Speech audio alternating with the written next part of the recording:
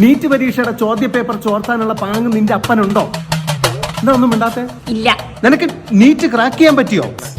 എത്രയാണ് നിന്റെ റാങ്ക്? 39,000. 39,000.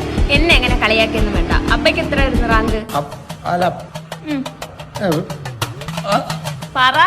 69,000. ഞാൻ പറയുന്നത് ഒരു ഗോൾഡ് റാങ്കിങ് ഉള്ള ഒരു യൂണിവേഴ്സിറ്റി പഠിക്കണമെങ്കിൽ ഈജിപ്തിൽ പഠിക്കേണ്ടി വരും.